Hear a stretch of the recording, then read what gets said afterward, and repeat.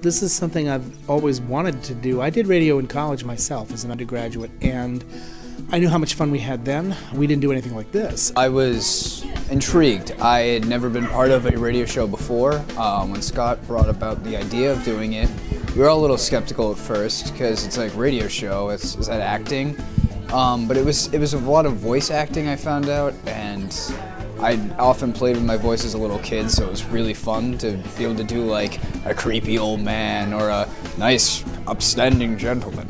So it varies, and the different stories were really interesting.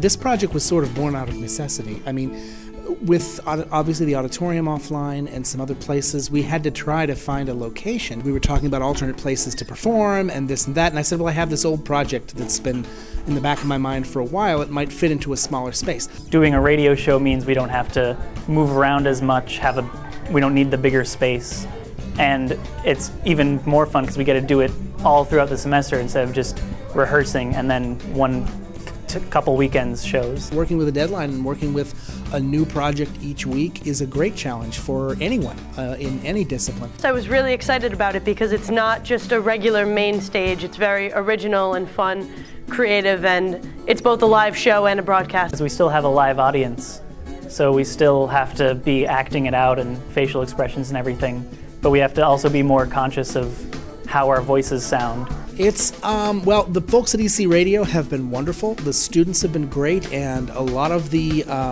mechanical side of it, you know, the microphones and all of that, together with some people over at IT who've loaned us some wonderful stuff, they've made it very easy. I couldn't have been more excited, and you know, I definitely wanted to help in any way I could, so I was glad to kind of be the producer sitting on the sidelines and kind of helping out with that. There really haven't been too many you know, bumps along the road, and it really has been incredibly rewarding, the entire process.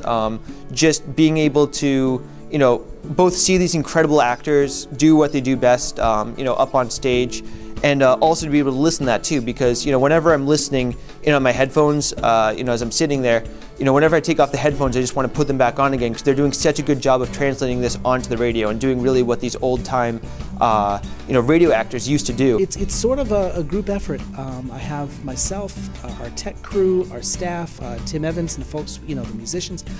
So it's been a real collaborative effort. We were talking about it over the summer with the director. Both of us were interested in it. Meredith was more interested in doing sound officially, like through every single show. I was more interested in design and then maybe acting too, but design-wise, it's a lot of fun. Yeah, it's a lot of work, but it's rewarding. We like doing it by the end of each show, we tend to, instead of being like, oh, that took so much work, be more like, that was really cool. I want to do that again next week. There's a lot of horse-drawn carriages in these shows, and so we combine like the coconuts and this, it turns to gravel. It sounds really cool. I think one of the cool things is that we get to tell stories with this project that I've always wanted to tell and that I don't know any other way we could do. The Invisible Man, dinosaurs, trips to the moon, things like that. Things that the stage just has physical limitations, and we're not going to do these things quite literally and put them up on stage. But here, we get to tell stories in a new, imaginative way that are, I know most of them are dramatizations of books I loved as a young person that I just devoured. It's literature that I'm really fond of, the H.G. Wells, the Jules Verne, all that. And it's a great chance to bring stories that we might not get to tell under any other circumstance.